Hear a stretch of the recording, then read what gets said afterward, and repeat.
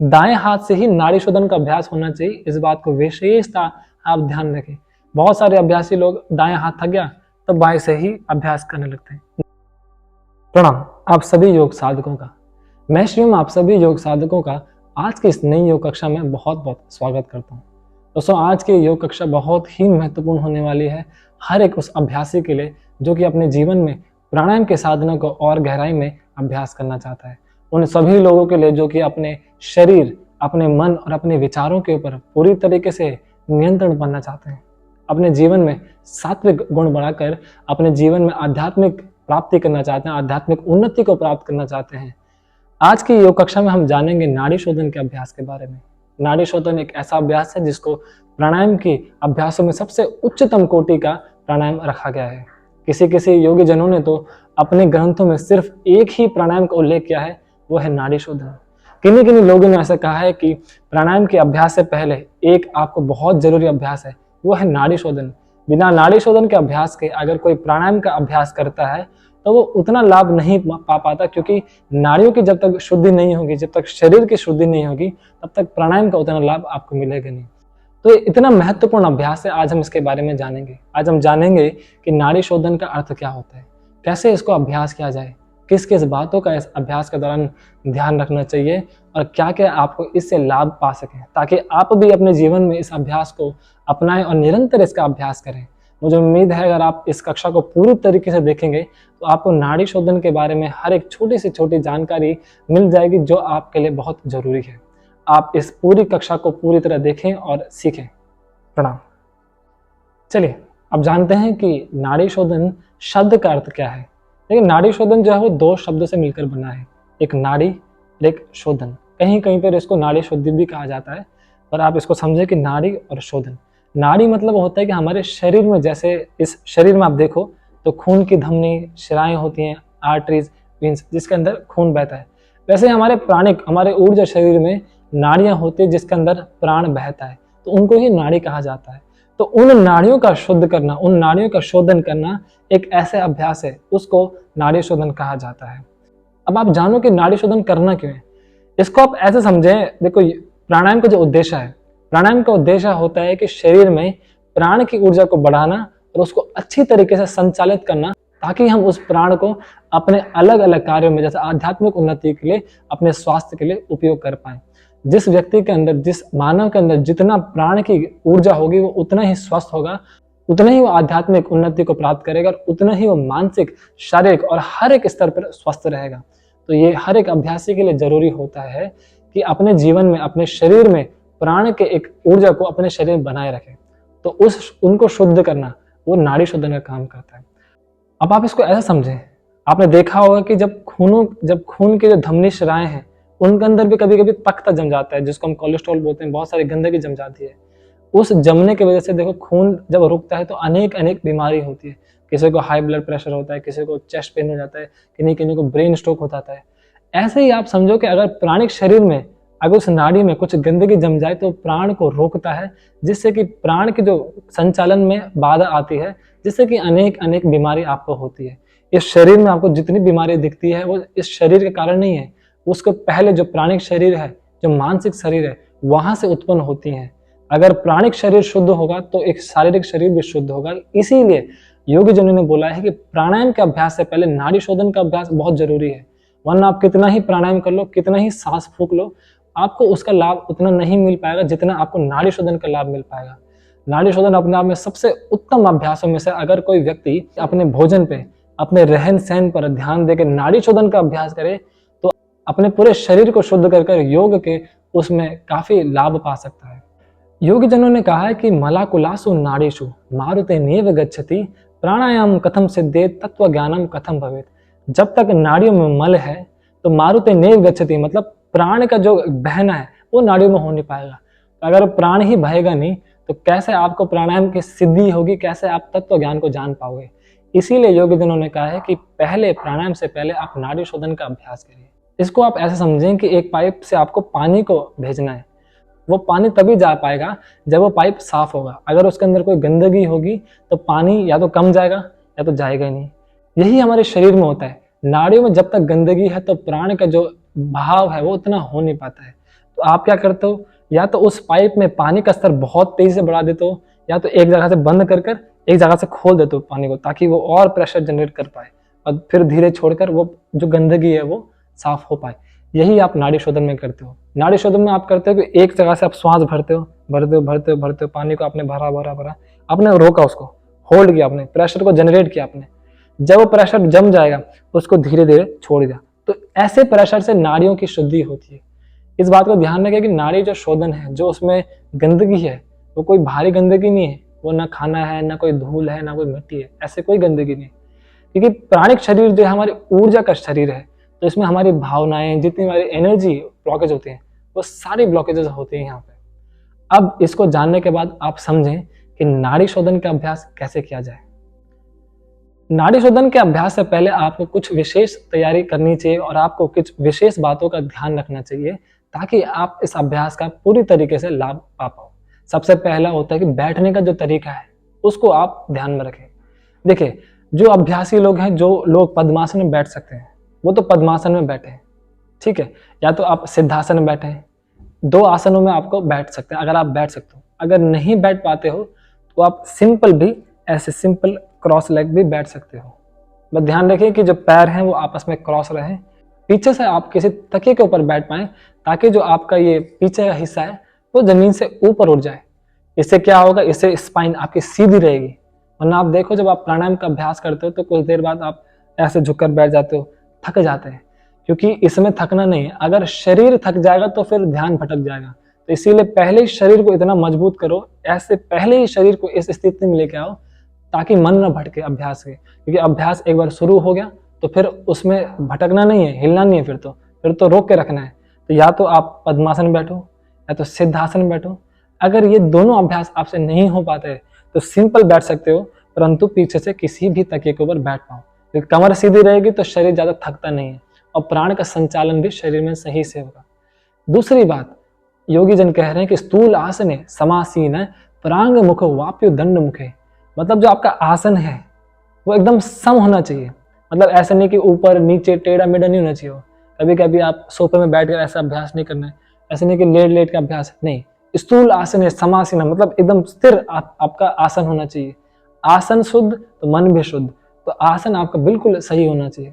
स्थूल आसन है समासीन है प्रांग मुखे वाप्यु दंड मुखे, यानी कि आपका जो दिशा है, या वो पूरब में हो या तो उत्तर दिशा में हो, नॉर्थ ईस्ट डायरेक्शन में आपकी हमेशा दिशा होनी चाहिए।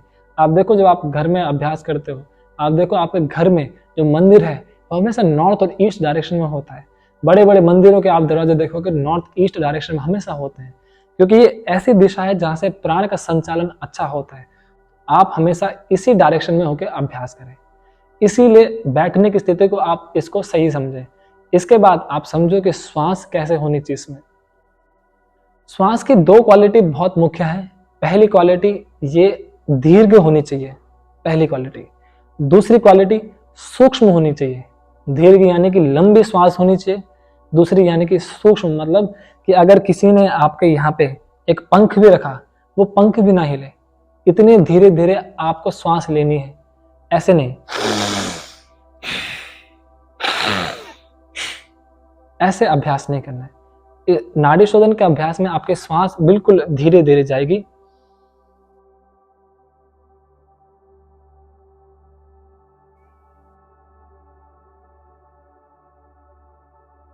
धीरे धीरे बाहर आएगी। मैं आपको दिखा रहा हूँ, आपको सुना रहा हूँ, इसलिए मेरी आवाज इसलिए मैं आपको सुना रहा हूँ। परंतु आप जब खुद का अभ्यास करोगे तो ये आवाज भी नहीं आनी चाहिए। तो ये 2 क्वालिटी है आपके श्वास की। अब श्वास लेनी कैसे है, तो इसमें योगी जनों ने कहा है कि पहले आप बाई जो आप ईड़ा नाड़ी है उससे पूरक करिए, श्वास भरिए, होल्ड करें, कुंभक करिए आप। फिर आप पिंगला नाड़ी यानी कि दाई नाक से श्वास को बाहर छोड़िए। फिर आप दोबारा दाई नाक से श्वास भरिए, श्वास को रोके और बाई नाक से बाहर छोड़िए। ये ऐसा 1 राउंड है, यानी कि आपने श्वास भरी बाई से, आपने रोका, आपने दाई से बाहर छोड़ा,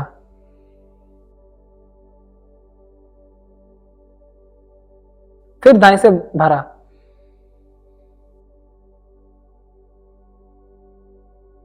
होल्ड किया, फिर बाएं से बाहर छोड़ा। ये एक राउंड है। ऐसा योगीजन कहते हैं कि आपको 10 राउंड करने हैं ऐसे, कि बाएं से भरा, होल्ड किया, दाएं से बाहर छोड़ा, दाएं से भरा, होल्ड किया, बाएं से बाहर छोड़ा। ऐसे आपको 10 राउंड करने हैं बिना रुके। तो 10 राउंड यानी कि एक राउंड में आप 2 कुंभक करते हो, 2 बार सांस रोकते हो, यानी कि 10 राउंड में आपको 20 बार श्वास को रोकना है। देखो, ये तो आपने जाना कि कितनी श्वास होनी चाहिए, कैसे श्वास होनी चाहिए, कैसे श्वास लेनी है, कहाँ से रोकनी है, कितना छोड़ना है, ये बात हो गई।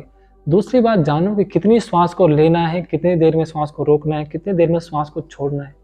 इसके लिए किन्हीं किन्हीं ग्रंथों में तो बोला है कि यथाशक्ति कुंभक, या यथाशक्ति आप पूरक करें, कुंभक करें, रेचक करें। तो मतलब जितना आपका क्षमता है उतना श्वास भरिए, होल्ड करिए, श्वास को छोड़िए। परंतु किसी किसी ग्रंथों में इसका विशेष अनुपात दिया है, मतलब एक विशेष आपके संख्या दी है कि इतने संख्या में श्वास भरिए, होल्ड करिए, श्वास को बाहर छोड़िए। ये क्यों? क्योंकि देखो, जब आप बिना काउंटिंग के श्वास को रोकोगे तो कभी कभी मन विचलित होगा, विचार आ सकते हैं, बहुत बार मन भटक भी जाता है या लोग बोर होते हैं। तो इसीलिए योगी जनों ने कहा है कि मन को संयम करने के लिए आप काउंटिंग के साथ करो, ताकि मन इधर उधर भटके ना। तो काउंटिंग कैसी है? इसके लिए योगी जनों ने 3 स्तर पर अभ्यासों को बांटा है। पहला, जो अधम साधक है यानी कि बिगिनर लेवल का है, उसके लिए तो बोला है कि 12 सेकंड इनहेल करे, 48 सेकंड होल्ड करे और 24 सेकंड में एक्सेल करे। फिर 12 सेकंड में इनहेल करे, 48 सेकंड में होल्ड करे और 24 सेकंड में एक्सेल करे। ये हो गया अधम साधक के लिए। दूसरा है मध्यम साधक, जो इंटरमीडिएट है, उसके लिए बोला है कि 16 बार तो वो श्वास भरे, ठीक है, 64 बार होल्ड करे और 32 बार श्वास को छोड़े। 16 सेकंड इनहेल करे, 64 सेकंड होल्ड करे और 32 सेकंड में श्वास को बाहर छोड़े। ये हो गया इंटरमीडिएट। अब उत्तम साधक, जो उच्च कोटि का साधक है, उसके लिए बोला है कि 20 सेकंड में श्वास भरे, 80 सेकंड होल्ड करे, 40 सेकंड एक्सेल करे, फिर आप 20 सेकंड में इनहेल करें, 80 सेकंड होल्ड करें, 40 सेकंड एक्सेल करें। तो आप इन तीनों को अगर देखोगे तो इसमें एक विशेष रेशियो है, 1:4:2, यानी कि जो श्वास छोड़ने का समय है वो श्वास भरने से 2 गुना है, और श्वास रोकने का जो समय है वो श्वास लेने से 4 गुना ज्यादा है। तो यानी कि अगर आप 12 सेकंड इनहेल नहीं कर पाओ, क्योंकि बहुत सारे अभ्यासी नहीं कर पाते हैं, वो उस टाइम के लिए थे जो उस टाइम के बिगिनर अभ्यासी थे, जो अधम अभ्यासी थे। परंतु आज 12 सेकंड इनहेल करना बहुत मुश्किल होता है।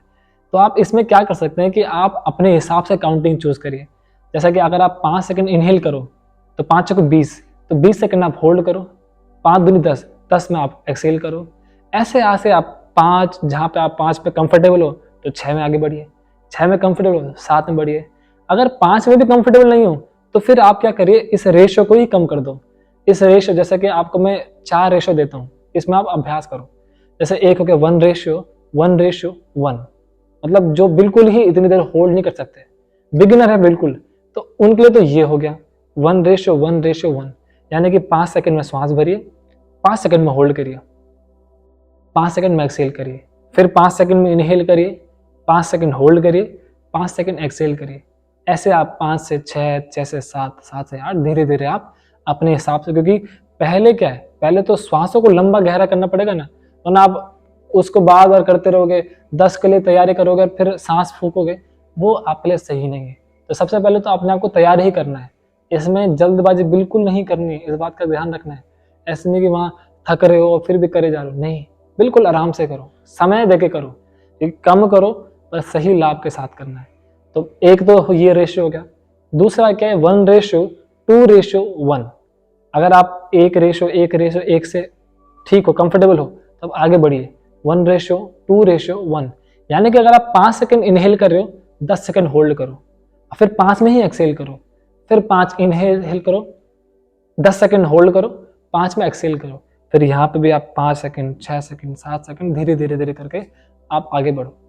इसमें भी कंफर्टेबल हो तो फिर आगे बढ़ो आप 1:2:2, यानी कि अगर आपने 5 सेकंड में इनहेल करा, 10 सेकंड होल्ड करो, 10 सेकंड में एक्सेल करो, फिर 5 सेकंड इनहेल करो, 10 सेकंड होल्ड करो, 10 सेकंड में एक्सेल करो।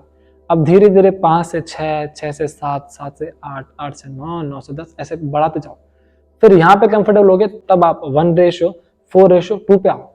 अब 5 सेकंड इनहेल करो, 20 सेकंड होल्ड करो, 10 सेकंड में एक्सहेल करो, फिर धीरे धीरे यहाँ पे 6, 7, 8 हर एक काउंटिंग में आप कम से कम 1-2 हफ्ते बिताओ। फिर आप देखो कि धीरे धीरे 1-2 हफ्ते के बाद धीरे धीरे 5 से 6 भी होगा, 6 से 7 भी होगा। परंतु इस बात का फिर ध्यान आपको दिला रहा हूँ कि इसमें जल्दबाजी नहीं करनी है, क्योंकि तो 10 राउंड आपके नाड़ी शोधन के होंगे, उसमें एक ही काउंटिंग चलेगी। अगर आपने 5 सेकंड इनहेल करा है, 10 सेकंड होल्ड करा है और 10 सेकंड एक्सहेल करा है, तो पूरे 10 राउंड में आप इसी काउंटिंग के साथ आगे जाओगे। फिर 1 हफ्ते इसी की प्रैक्टिस करो, 1-2 हफ्ते, फिर आगे जाओ 6 पे, 7 पे, 8। तो ऐसे धीरे धीरे करके आप अपने शरीर की क्षमता को बढ़ाओगे और आप देखोगे ये श्वास आपकी लंबी और गहरी होती जाएगी। तो ये था आपके लिए रेशो के किन किन अभ्यासियों को कैसे कैसे काउंटिंग करनी है। अगर फिर भी समझ ना आए तो अपने हिसाब से जैसा आपको लगता है कि हाँ इतना मैं कर पा रहा हूँ, इतना होल्ड करो, फिर धीरे धीरे आप उसको बाहर छोड़ो। हाँ, इसमें एक बात का जरूर ध्यान रखना है कि जब आप श्वास को बाहर छोड़ो तो इसमें गति के साथ आपको श्वास नहीं बाहर छोड़नी है। ऐसे ये बहुत सारे अभ्यासी लोग जो होते हैं क्योंकि वो इतना होल्ड कर लेते हैं कि श्वास छोड़ने का समय ही नहीं बचता, तो श्वास शरीर क्या होता है एकदम झटके से श्वास छोड़ता है। वो आपको नहीं करना है। आप श्वास उतनी ही होल्ड करो जितना आपकी क्षमता हो और उसके बाद आप श्वास को बाहर छोड़ते छोड़ते आराम से श्वास बाहर छोड़िए। देखो आप एक बार अभ्यास देखो तब आप समझोगे। ये अभ्यास आपको नहीं करना जैसे मैं करूंगा अभी। देखो ऐसे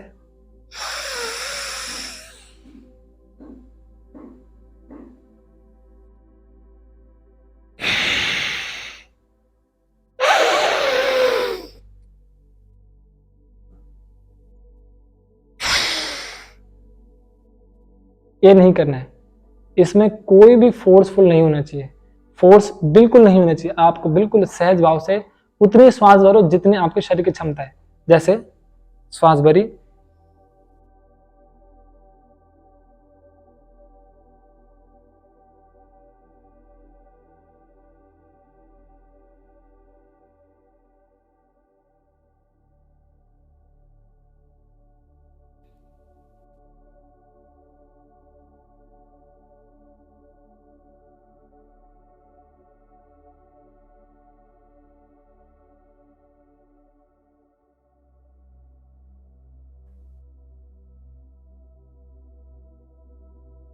ऐसे बिल्कुल सहज भाव से ऐसे आप 10 राउंड इसका अभ्यास करो। अब सवाल आता है कि कितने दिनों तक इसका अभ्यास करिए। देखिए अगर आप इसको दिन में 4 बार अभ्यास करो, इसी अभ्यास को नाड़ी शोधन के, तब तो योगीजनों ने कहा है कि आप 3 महीने में ही नाड़ी शुद्ध कर सकते हो। परंतु वो तब जब आप अपने जीवन में सात्विक भोजन, सात्विक जीवन जी रहे हैं, पूरी तरीके से योग के अष्टांग योग का पालन कर रहे हो और आपके श्वासों की लंबाई बहुत हो रही है। और नहीं, अगर नहीं ऐसा नहीं है तो आप नॉर्मल अपने स्वास्थ्य को ठीक रखने के लिए भी दिन में 1 या 2 बार इसका अभ्यास करो। आप देखोगे कि 1-2 महीने बाद ही आपको बहुत सारे लाभ आपको अपने शरीर में दिखेंगे, चाहे वो मानसिक स्तर पे हो, चाहे वो शारीरिक स्तर पे हो, चाहे वो प्राणिक स्तर पे हो, चाहे वो आध्यात्मिक स्तर पे हो। आप देखोगे कि इसके अभ्यास के बाद आप अपने श्वासों को, अपने विचारों को, अपने मन को अपने नियंत्रण में कर पाओगे। आप जो सोचोगे वो आप कर पाओगे। बहुत बार आप देखो कि बहुत सारी चीज़ें आप सोचते हो पर वो कर नहीं पाते हो। शरीर में अनेक अनेक बीमारियां आपको देखने को मिलेंगी। उन सभी को छुटकारा पाने के लिए नाड़ी शोधन सबसे उत्तम अभ्यास है। नाड़ी शोधन के बाद आप अधिकारी हो जाते हो अगले अभ्यासों के लिए, वरना तब तक आप अधिकारी नहीं हो अगले अभ्यासों के लिए। नाड़ी शोधन का अभ्यास करो, नाड़ी को शुद्ध करो, शरीर को शुद्ध करो, फिर अगर अभ्यास करिए। देखो ठीक वैसा ही है।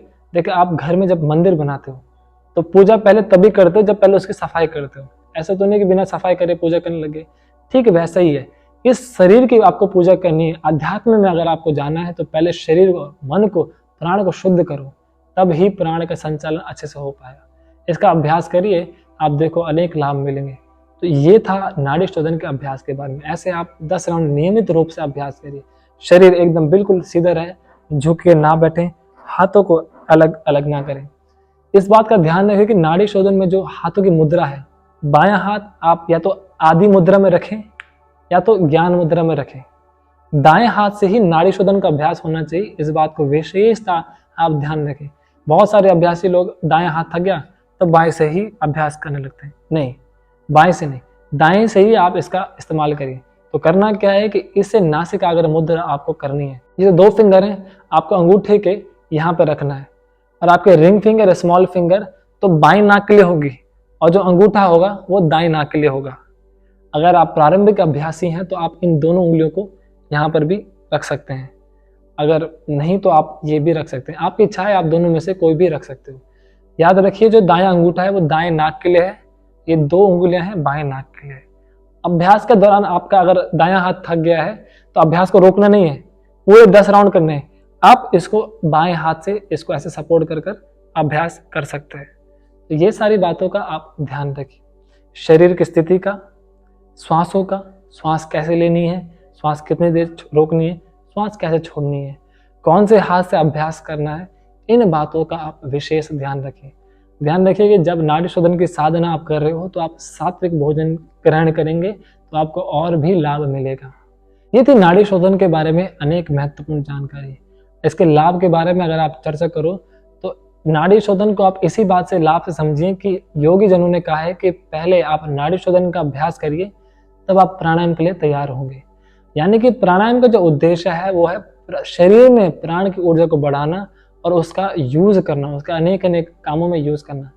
परंतु नाड़ी शुद्ध, अगर नाड़ी ही शुद्ध नहीं है तो प्राण कैसे बहेगा। तो ये नाड़ी शोधन का जो अभ्यास है वो सारी नाड़ियों को, 72,000 नाड़ियां होती शरीर में, और किसी किसी ग्रंथ में शिव संहिता होगी 3 लाख से भी ज्यादा नाड़ियों के उल्लेख किया है। घेरन संहिता हट प्रदीपिका में 72,000 नाड़ियां बताई गई हैं। उन सभी को शुद्ध करने के लिए नाड़ी शोधन का अभ्यास बताया गया है। तो ये सारे लाभ आप इसके बारे में देखिए। मन, प्राण, आपके शरीर जितने भी विकार हैं, कोई भी विचारिक स्तर पे आपको रात को सोते टाइम गलत विचार आते हैं, आप शरीर को एक सही दिशा में नहीं लेके जा पा रहे हो, जो सोचते हो वो नहीं कर पा रहे हो, योग के अभ्यास में भी आपको सात्विक भाव अभी भी नहीं आ पा रहा है, योग के अभ्यास में फिर भी गहरा में जा रहे हो, तो मतलब आपको नाड़ी शोधन का अभ्यास करना चाहिए। जब तक आपके शरीर के अंदर प्राण की ऊर्जा रुकेगी नहीं, तब तक आप कितना ही अभ्यास कर लो, कितना ही पढ़ाई करो, कितना ही कुछ करो, नहीं वो लाभ मिलेगा। नाड़ी शोधन का अभ्यास करिए, शरीर शुद्ध होगा, प्राण शुद्ध होगा, प्राण ऊर्जा शरीर में बनी रहेगी और आपको अनेक लाभ मिलेंगे। मुझे उम्मीद है आज की कक्षा में आपने नाड़ी शोधन के बारे में पूरी तरीके से ज्ञान लिया होगा। अगर फिर भी आपको कुछ बातें रह जाती हैं, अगर आपको फिर भी कुछ प्रश्न रह जाते हैं, आप जरूर कमेंट करिए और इस कक्षा को औरों को भी बताओ ताकि और भी लोग लाभ इसका पा सकें। आज के लिए बस इतना ही। अपना ध्यान रखिए। प्रणाम।